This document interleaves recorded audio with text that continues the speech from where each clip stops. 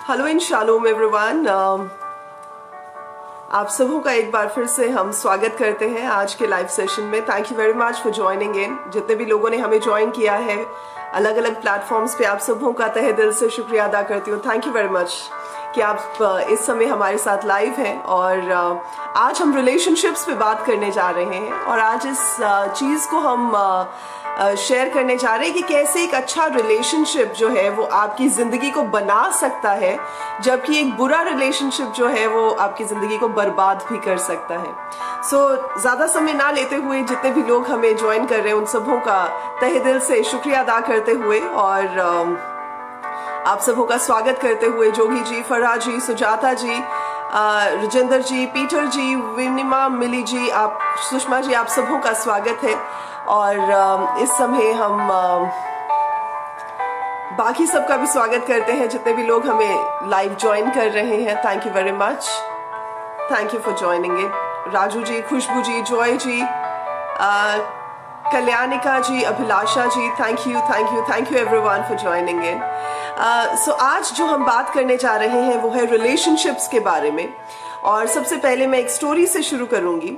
एक बार एक ऐसा स्ट्रेंज रिलेशनशिप वाला कपल होता है जिनकी लाइफ में बहुत सारी बिटरनेस होती है उनकी शादी में, और वो इसलिए क्योंकि हस्बैंड हर समय क्रिटिसाइज करता रहता है अपनी वाइफ को, और वाइफ बड़ी तंग होती है लेकिन कुछ बोलती नहीं है मुंह से, बिकॉज उसे लगता है कि अगर मैं कुछ बोलूंगी तो पता नहीं शायद फिर लड़ाई झगड़ा होगा, लोगों को दिखेगा कि कैसे ये लोग आपस में अच्छे से रह नहीं पाते, इनका तालमेल नहीं बनता है। तो वाइफ कुछ बोलती नहीं है, वो ज्यादातर चुप ही रहती है। पर अचानक क्या होता है कि 18-20 सालों की शादी के बाद एक दिन हस्बैंड अपनी वाइफ को कहता है कि इतने सारे सालों में तुमसे और तो मुझे कुछ मिला नहीं, पर ये जो ड्रॉर फुल ऑफ सॉक्स है मैं इसी के लिए तुम्हें थैंक यू बोलना चाहता हूँ। वो अपना सारा काम छोड़ देती है और उसकी ओर देखने लग जाती है और सोचती है ये एक ऐसी सी बात है, मतलब ये मुझे एनकरेज कर रहा है कि डिस्करेज कर रहा है, समझ में नहीं आ रही है। बहरहाल वो इस बात को इग्नोर कर देती है।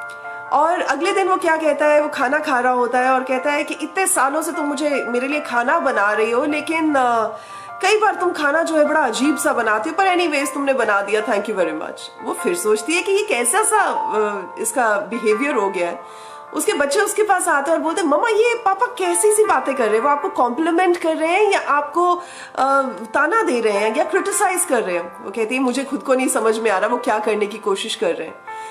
एनीवे थोड़े और दिन बीतते हैं तो वो बड़ा प्यार से अपनी बीवी को अपने पास बिठाता है और बोलता है कि मैं आज तुम्हें थैंक यू बोलना चाहता हूँ, क्योंकि इतने साल हो गए, इतने सालों से तुम मेरे बच्चों का ख्याल रख रही हो, घर का ख्याल रख रही हो, मेरे लिए खाना बनाती हो, मैं ऑफिस जाता हूँ तो मेरे घर की देखभाल करती हो और सारी चीजों को अच्छे से कोऑर्डिनेट करती हो, पर मैंने कभी तुम्हें अप्रिशिएट ही नहीं किया है तुम्हारे इन सब कामों के लिए। वो कहती है कि ये तो मेरा फर्ज था, मैंने इस फर्ज की वजह से किया। बट वो अंदर से ये सोच रही होती है कि उसके हस्बैंड को आखिर हुआ क्या है, वो अचानक इतना बदला बदला कैसे लग रहा है। और कुछ दिनों के बाद में वो भी जब उसके बिहेवियर को चेंज्ड देखती है, उसके क्रिटिसाइजिंग बिहेवियर को वो बदलते हुए देखती है और एक धन्यवाद के रिलेशनशिप में आते हुए देखती है, तो वो खुद भी अनवाइंड होनी शुरू होती है और वो अपने हस्बैंड को भी एक दिन उसको पास बिठा के कहती है कि मैं भी तुम्हें बहुत थैंक्स करना चाहती हूँ कि इतने सालों से तुम कमाते आ रहे हो, हमारी जरूरतों को पूरा करते आ रहे हो, हमारे बच्चों का ख्याल रखते हो, और तुम्हारे बिहेवियर की वजह से मैंने कभी ये बात नहीं कही, लेकिन आज मैं तुम्हें कहना चाहती हूँ कि मैं तुम्हारी इन बातों के लिए तुम्हें बहुत धन्यवाद देना चाहती हूँ। तो जब ये बातें होती हैं तो ऑब्वियसली हस्बैंड वाइफ का रिलेशनशिप जो है वो बड़ा कंजीनियल सा हो जाता है, बड़ा अच्छा सा हो जाता है, और उसके बाद ऑब्वियसली उनकी लाइफ बहुत बेहतर हो जाती है। जो चीजें मैं आपको इस स्टोरी में से डिराइव करके बताना चाहती हूँ वो कुछ 5 पॉइंट्स हैं जिसकी वजह से आप अपने रिलेशनशिप को बेहतर बना सकते हैं। रिलेशनशिप यानी रिश्ते होते क्या है, वो एक ऐसे ताना बाना होते हैं, एक ऐसे नेटवर्क होता है जो आपकी जिंदगी के साथ जुड़ा हुआ होता है। अलग अलग रिश्तेदारियों में, अलग अलग रिलेशनशिप्स में आप जुड़े हुए होते हैं जो एक नेटवर्क की तरह आपके लिए बन जाता है। अब ये नेटवर्क आपके लिए एक ट्रैम्पोलिन का काम भी कर सकता है, जिसपे ट्रैम्पोलिन आपने देखा होगा बच्चे जंप करते हैं और फिर वो उसके ऊपर जितना जोर से जंप करते हैं उतना ही जोर से उछलते हैं, तो वो ट्रैम्पोलिन होता है। तो आपके लिए रिश्ते जो है, नाते जो है, वो एक ट्रैम्पोलिन का काम कर सकते हैं, जबकि आपको वो उठाकर अगले लेवल पर ले जा सकते हैं, आपकी उन्नति, आपकी तरक्की का वो बाइस बन सकते हैं। लेकिन दूसरी तरफ अगर रिलेशनशिप्स अच्छे ना हो तो वो एक मकड़ी के जाल की तरह, एक कॉबवेब की तरह हो सकते हैं, जो कि आपको इतना बीच में घेर लेंगे, इतना बीच में बुरी तरह फंसा देंगे कि आपकी तरक्की भी रुक सकती है और बर्बादी की ओर भी इंसान जा सकता है। इसलिए अपने रिलेशनशिप्स को मेंटेन करना और अपने रिश्तों को अच्छे से संजो पाना एक बहुत ही जिम्मेदारी की बात होती है। आज हम कुछ 5 पॉइंट्स इस सिलसिले में आपके साथ शेयर करेंगे। सबसे पहली बात कि अगर आप अपने रिलेशनशिप को अच्छा बनाना चाहते हैं, बेहतर करना चाहते हैं, तो सबसे पहला काम जो आपको करना है वो है कि अपनी जिंदगी में, अपने रिश्तों के बीच में, अपने रिश्तेदारों के बीच में, अपने हस्बैंड या वाइफ के बीच में आपको एप्रिसिएशन और ग्रैटिट्यूड का रिलेशनशिप रखना पड़ेगा। आप सोच रहे होंगे पास्टर नहीं तो ये तो फर्ज है ना, अगर हस्बैंड कोई काम कर रहा है तो ये तो फर्ज है उनका, अगर वाइफ कोई काम कर रही है तो उनका फर्ज है। पर आपने कब लास्ट टाइम उन्हें धन्यवाद दिया था उनके कामों के लिए? कब आपने उन्हें अप्रिशिएट किया था कि वो आपके लिए इतना सब कुछ करते हैं, आपका ख्याल रखते हैं, आपके घर बार को देखते हैं, आपकी जिंदगी को संजोते हैं?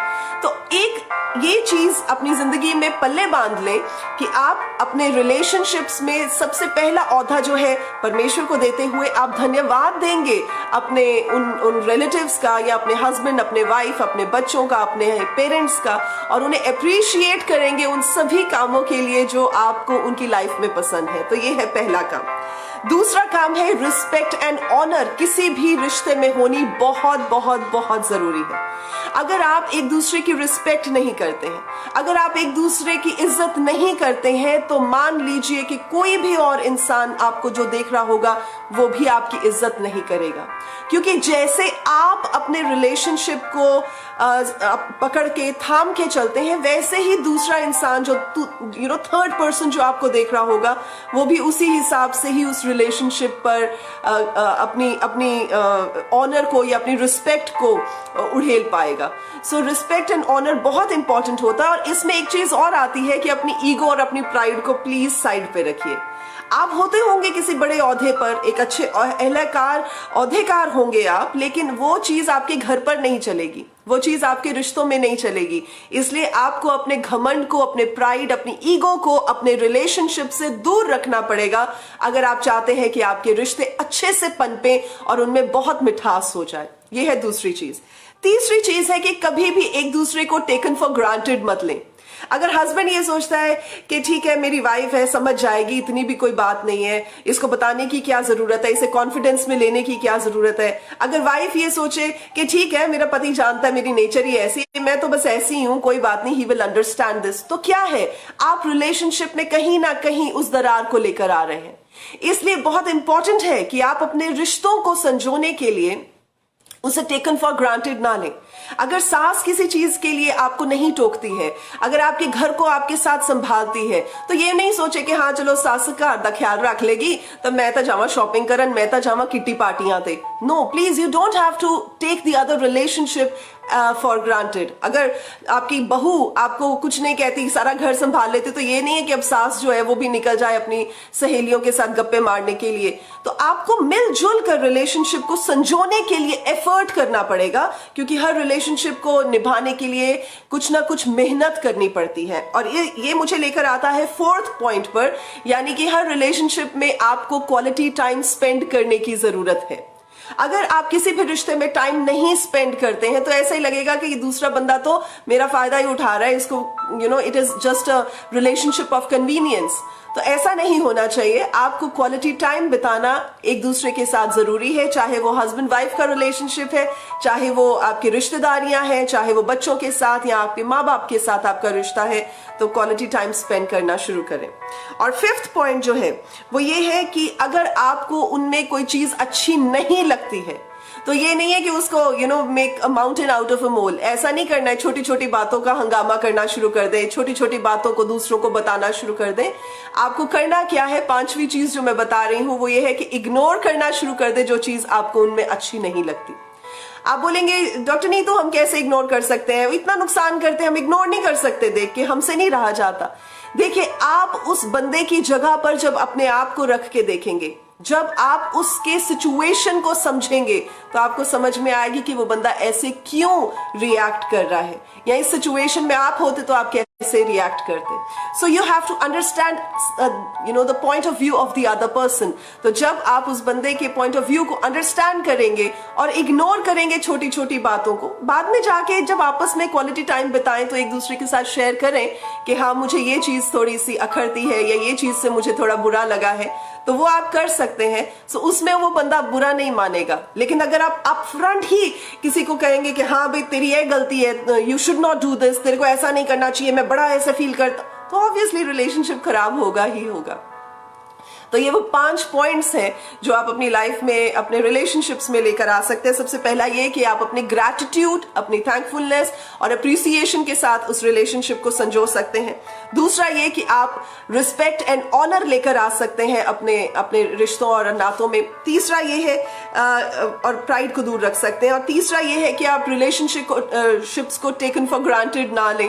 फोर्थ, आप क्वालिटी टाइम स्पेंड करें। और फिफ्थ, उन बातों को इग्नोर करें जो आपको अच्छी नहीं लगती, बजाय इसके कि आप उन पर कंप्लेनिंग एटीट्यूड रखें। सो ये 5 चीजें हैं। तो अब जो मैं बात कर रही थी ये तो है कि अगर आपको अपने रिलेशनशिप को हेल्दी बनाना है, अगर आपको अपने जो रिश्ते हैं उन्हें अच्छा बनाना है ताकि वो आपके लिए भी बढ़ोतरी का कारण बने, आपको प्रॉस्पेरिटी की ओर लेकर जा सके, तो ये तब के लिए है। लेकिन अब हम आते हैं दूसरा साइड ऑफ द कॉइन पे, जहां पर हम बात करेंगे कि जो बुरे रिलेशनशिप हैं या किसी गलत इंसान के साथ जो रिलेशनशिप होते हैं वो आपकी जिंदगी को कैसे बर्बाद भी कर सकते हैं। So you have to watch out for the people that you are probably looking forward to get connected with. कई बार जवान बच्चे, जवान लड़के लड़कियां वो सोचते हैं कि हमें दूसरे हमें अब शादी के हम लायक हो गए, तो हमें अब लड़के की, अच्छी लड़की की जरूरत है। तो हम किन पैरामीटर्स पर इन चीजों को देखें ताकि हम सही फैसला ले सकें कि हम शादी करना चाहते हैं, तो क्या ये बंदा सही है, क्या ये बंदी सही है, तो हम उस पर भी आएंगे। लेकिन मैं आपका ध्यान लेकर जाना चाहती हूँ न्यायों की किताब, जजेस की पुस्तक में। और जजेस में जब आप चैप्टर नंबर 13 से चैप्टर नंबर 16 पढ़ते हैं तो वहां पर सैमसन नाम का एक इंसान है, शिमशोन नाम का एक इंसान है। और ये एक ऐसा बंदा है जो शुरू से ही, पैदा होते से ही जो है नाजिर था, वो नाजराइट था। और नाजराइट ऐसे लोग होते थे जिनका जिक्र आप नंबर्स की किताब में भी पढ़ सकते हैं, जिनको परमेश्वर के लिए अलग किया जाता था, जिनको परमेश्वर के लिए कंसेक्रेट किया जाता था। और इनमें कुछ ऐसी चीजें थी जो करनी लाजमी थी। सबसे पहले तो ये कि उन्हें किसी भी तरह की शराब या इंटॉक्सिकेटिंग ड्रिंक्स नहीं पीनी होती थी। दूसरा ये कि अपने आप को हर अनक्लीन चीज से, हर डेड चीज से अलग रखना होता था। और तीसरा ये कि अपने बालों पर उस्तरा नहीं फेरना होता था, यानी कि अपने बालों को शेव ऑफ नहीं करना होता था, तो अपने सिर के बालों को बढ़ाना होता था। ये 3 चीजें थी जो एक नाजिर में, एक नाजराइट में होनी चाहिए थी। और शमशोन के लिए भी ये बातें ठहरा दी गई थी, निर्धारित कर दी गई थी कि ये 3 चीजें उसकी लाइफ में हमेशा रहेंगी, क्योंकि परमेश्वर का वो चुना हुआ जन था। अब ध्यान से सुनिएगा, वो परमेश्वर का चुना हुआ जन था और उसने अपनी सारी जिंदगी इन 3 चीजों का बड़ा ख्याल रखा। उसके पेरेंट्स ने भी उसके बढ़ते समय इन 3 चीजों का ख्याल रखा।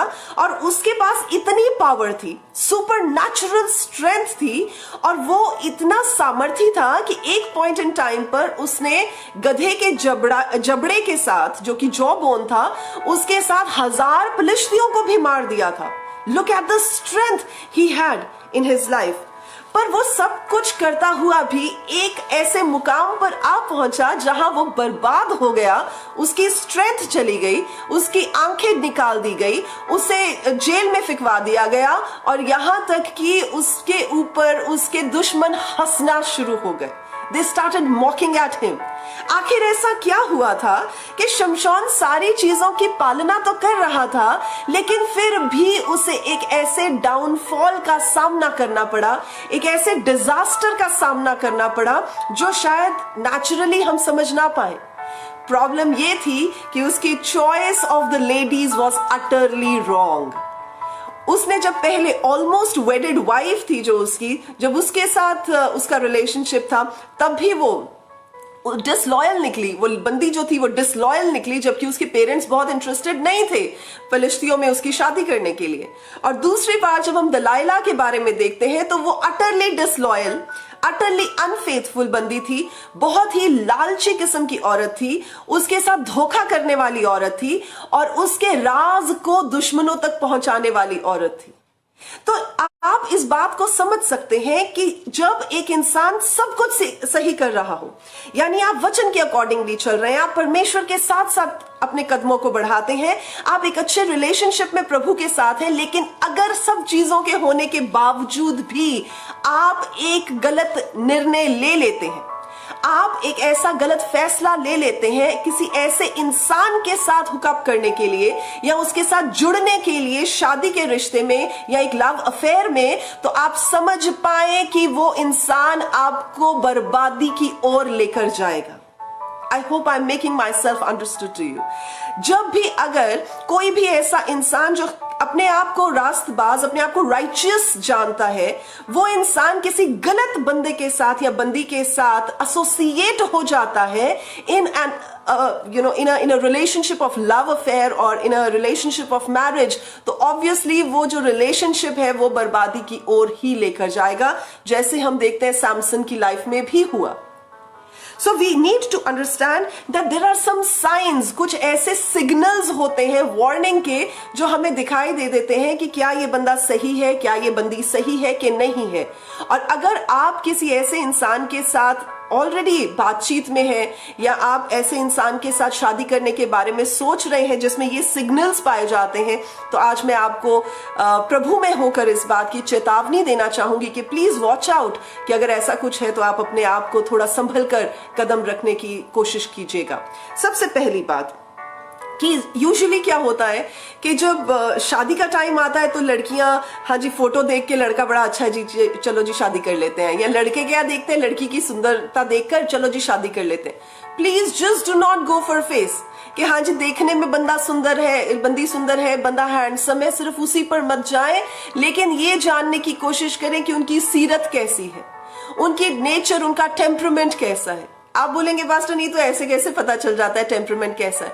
देखिए, जब आप इमीडिएट रिएक्शन किसी चीज में देखते हैं या सडन रिएक्शन देखते हैं किसी सिचुएशन में, तो आपको पता चल जाता है कि वो बंदा कैसे रिएक्ट करता है। और कोई भी बंदा अपने नेचुरल स्वभाव में रिएक्ट करेगा। मान लीजिए आप गाड़ी पे में लॉन्ग ड्राइव पे जा रहे हैं और लड़का जो ड्राइव कर रहा है वैसे आपसे बड़ी अच्छी अच्छी बातें कर रहा है, लेकिन एकदम कोई आगे आ जाता है और वो गालियां निकालने शुरू हो जाता है, आपको पता चल जाएगा कि उसके अंदर क्या भरा हुआ है, उसका टेम्परामेंट कैसा है, और उसके टेम्परामेंट से आप ये आगे का फैसला कर सकते हैं कि आपको उस इंसान के साथ कैसा बर्ताव करना है या कैसा रिलेशनशिप बढ़ाना है कि नहीं। दूसरी चीज कि आपको ये देखने की जरूरत है कि आपके रिलेशनशिप में गिवर कौन है। कई रिलेशनशिप्स कन्वीनियंस के रिलेशनशिप्स होते हैं, उसमें अगर बंदा पैसे खर्चता है, जहां कहीं भी आउटिंग जाना है तो बंदा पैसे खर्च रहा है, लड़का ही फोन्स कर रहा है, लड़का ही गिफ्ट दे रहा है, लड़का ही, तो that means the boy is a giver in the relationship. So you have to understand कि who is the giver in the relationship. क्या इमोशनल, क्या टाइम, क्या पैसा, क्या ये सारी चीजें कौन आपके रिलेशनशिप में ज्यादा इन्वेस्ट कर रहा है, या लड़की या लड़का। अगर तो इट इज इक्वली डन तो obviously that means it is a relationship जो एक दूसरे के साथ कंपैटिबल है। लेकिन अगर एक ही बंदा या एक ही बंदी उस रिलेशनशिप में एज अ गिवर काम करता है तो that is again a warning signal. ये दूसरी बात है। तीसरी चीज है कि आपको ये समझना है कि क्या ये रिलेशनशिप सेल्फ सेंट्रिक रिलेशनशिप तो नहीं है। क्या ये एक ही इंसान की नीड्स पर, एक ही इंसान की बातों पर, एक ही इंसान के आसपास तो नहीं घूमने वाला रिलेशनशिप। क्या उसी की लाइफ की हिस्ट्री, ज्योग्राफी, रिलेशनशिप्स, आगे पीछे, मम्मी डैडी के आसपास तो नहीं घूमने वाला रिलेशनशिप है। कि क्या ये दोनों को इकट्ठे लेकर चलने वाला रिलेशनशिप है। तो अगर आपको यहां पर कुछ भी तालमेल नहीं सही बैठता हुआ नजर आता है तो आपको समझ जाना चाहिए कि it is a relationship based on self centric emotions, on self centric things. तो यहां पर भी it is a warning signal. Fourth चीज जो आप समझ सकते हैं वो ये है कि जब आप अनकंफर्टेबल होते हैं दूसरे से बात करने के लिए, जब आप अनईजी फील करते हैं किसी भी ऐसे टॉपिक के ऊपर जो कि सेंसिटिव टॉपिक है उसके ऊपर बात करने में, तो आपको समझ जाना चाहिए कि it is not the right thing to do. यानी कि आपका कम्युनिकेशन जो है वो क्लीन और क्लियर होना चाहिए एक दूसरे के साथ। अगर आपको लगता है कि नहीं, मेरी ये बात करने से ये हर बार हर्ट हो जाती है, ये हो जाता है, या पता नहीं मैं ये बात करूं कि ना करूं, ये करनी चाहिए कि नहीं करनी चाहिए, और वो आपके ऊपर एक इमोशनल बैगेज की तरह आ जाता है, that is again a warning signal कि ये बंदा या ये बंदी आपके रिलेशनशिप में सही नहीं बैठ रही है। पांचवी चीज, अगर आपके उस इंसान की लाइफ में आने के बाद आपकी जिंदगी में अनहेल्दी लाइफस्टाइल के काम शुरू हो गए, हैबिट्स शुरू हो गई हैं, तो आपको वॉच आउट करना पड़ेगा। आप बोलेंगे अनहेल्दी बात कैसे हो सकती है जी? अनहेल्दी ऐसे हो सकती है कि आपके खाने पीने का जो तरीका है वो हेल्दी से नॉन हेल्दी हो गया, अनहेल्दी हो गया।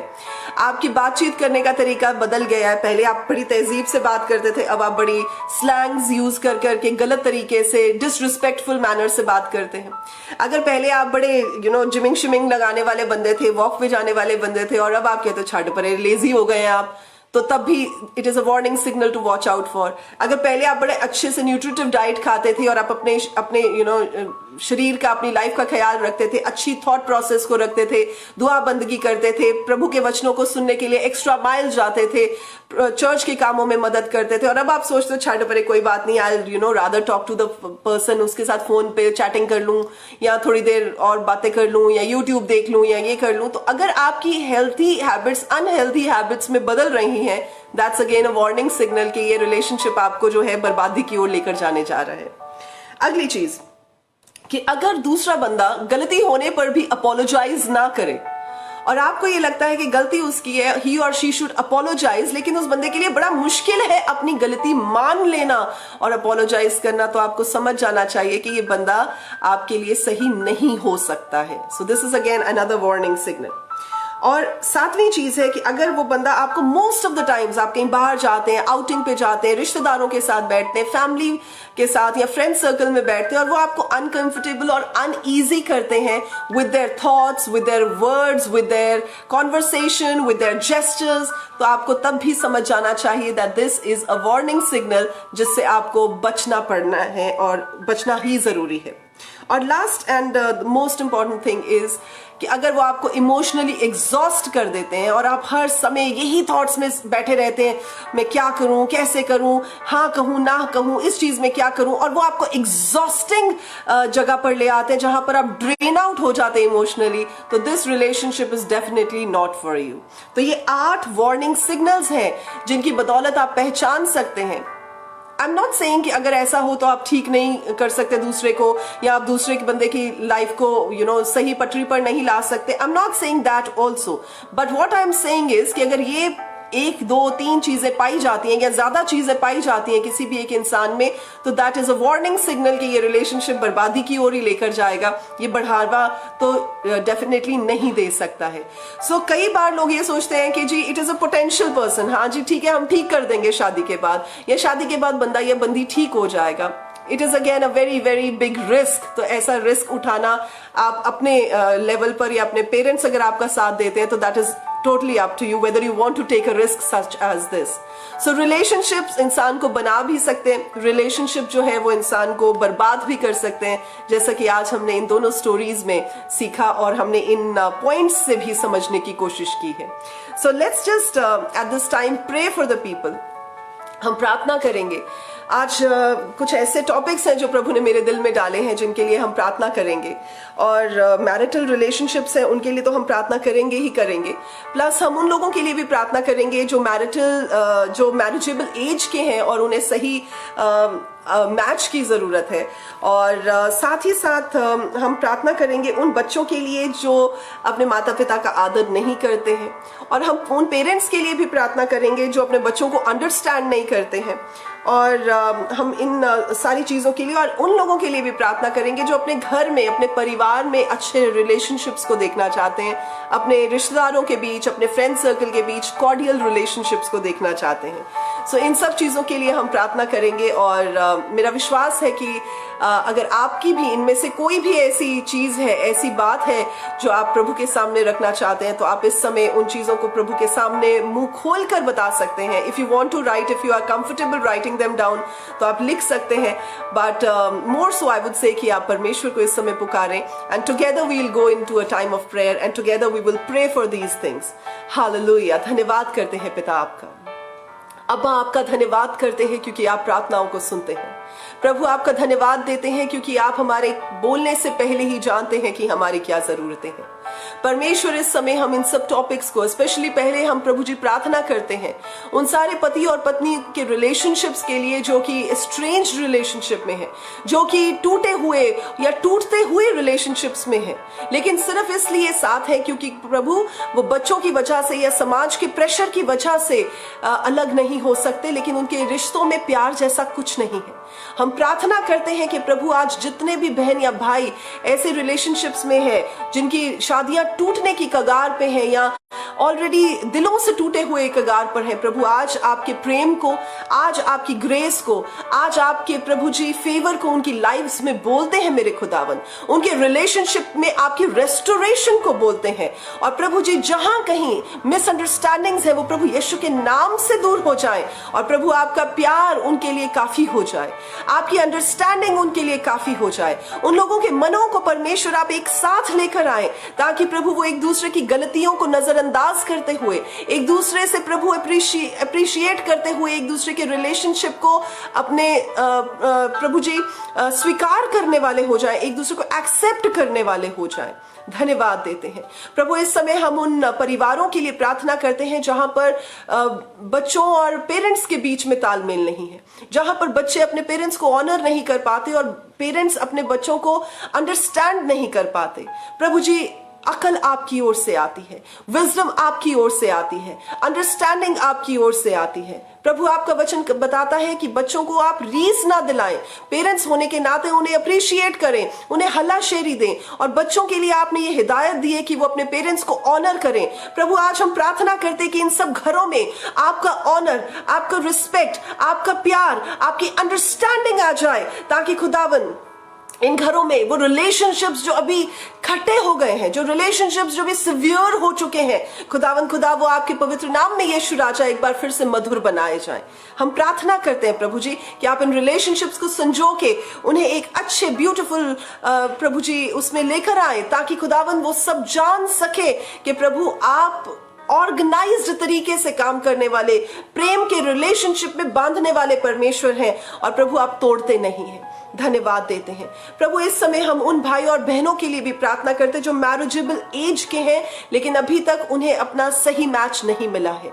प्रभु मैं प्रार्थना करती हूँ जैसे आपने रेबेका को इसहाक के लिए सुपरनैचुरली प्रभु एक जगह से लोकेट करवाया था, वैसे ही होने दे खुदावन कि इसहाक को प्रभु रेबेका मिले। परमेश्वर जैसे आदम के लिए हवा को आपने लोकेट करके उसके साथ रखा था, वैसे ही परमेश्वर आदम को हवा मिले मेरे खुदावन। और प्रभु जिस के लिए आपने जो भी मैच रखा है वो उनके सामने सुपरनैचुरली आपकी तरफ से डिवाइन फेवर के साथ प्रभु जाहिर किए जाएं, उनके सामने लाए जाएं, उनके सामने प्रकट किए जाएं, और उनके मन में एक पीस आए और वो जान सके कि ये उनकी जिंदगी में आपकी ओर से भेजा हुआ सही मैच है, सही ग्रूम के लिए मैच है, सही ब्राइड के लिए मैच है। प्रभु हम आपका धन्यवाद देते हैं क्योंकि आप परमेश्वर जरूरतों को पूरा करने वाले परमेश्वर हैं। तो प्रभु रिलेशनशिप में भी जो जरूरतें हैं खुदावन खुदा आप उन रिलेशनशिप की जरूरतों को भी पूरा करें, ताकि प्रभु आपके लोग जान सकें कि प्रभु आप नजदीक के और पास के और दूर के परमेश्वर भी हैं। आप प्रभु जी उन बातों के भी परमेश्वर हैं जो शायद हम सबसे शेयर नहीं भी कर सकते। प्रभु आपका धन्यवाद देते हैं और आपको महिमा देते हैं, और ये सारी की सारी प्रार्थना को बड़े ही विश्वास के साथ प्रभु यीशु मसीह नासरी के जिंदा और सामर्थी नाम में होकर मांग लेते हैं। आमीन आमीन।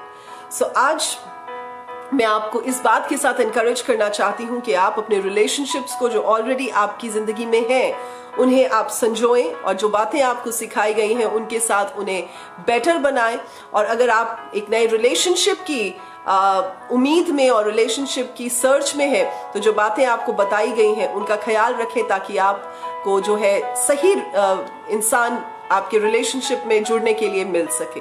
सो आज के लिए बस इतना ही, और मैं प्रार्थना करूंगी और मैं विश्वास करूंगी कि परमेश्वर आपकी जिंदगी में इस वचन के साथ काम करें, ताकि आप अपनी लाइफ में बढ़ोतरी को, प्रॉस्पेरिटी और तरक्की को देख सकें, और आपके रिश्ते जो है आपको अगले लेवल पर प्रमोट करने के लिए आपकी सहायता कर सकें। और आप हमारे साथ फेसबुक पर doctor Neetu P Chaudhary official पर हर फ्राइडे को लाइव सेशन में शामिल हो सकते हैं, और यूट्यूब चैनल पर भी नीतू पी चौधरी ऑफिशियल हर फ्राइडे इवनिंग 9 बजे हम इंडियन स्टैंडर्ड टाइम के हिसाब से लाइव आते हैं, तो आप हमारे साथ लाइव सेशंस में जुड़ सकते हैं। और हमारे इंस्टाग्राम पे जिस पे हम शॉर्ट वीडियोस डालते हैं 1-1, 2-2 मिनट्स की, उस पर भी आप हमारे साथ शामिल हो सकते हैं। neetupichaudhary.official है, और हर दिन तो नहीं, रेगुलर मैसेजेस जो हर दूसरे दिन हम लोग रेगुलर ऑडियो मैसेजेस डालते हैं जो कि व्हाट्सएप पर है, तो आप हमारे व्हाट्सएप नंबर 7508292916 पर हमारे साथ जुड़ सकते हैं अपने नाम और अपनी सिटी के साथ। तो हम आपको उन ऑडियो मैसेजेस को भी भेजेंगे, जिससे आप परमेश्वर में उन्नति और बरकत को देख सकते हैं। सो आज के लिए बस इतना ही। आप अपने सुझावों को, अपने सजेशंस को, अपनी टेस्टिमनीज को, और अपने जो आपने सीखा है या जो आपकी जिंदगी में इम्पैक्ट डाला है इन वीडियोस ने और इन मैसेजेस ने, आप हमारे साथ शेयर कर सकते हैं। प्रभु आप सबों को बहुत आशीष दें। हम अगले सप्ताह फिर आपके साथ मुलाकात करेंगे। तब तक के लिए आप अपना ख्याल रखिएगा। प्रभु आपके साथ हो। शालोम। God bless you.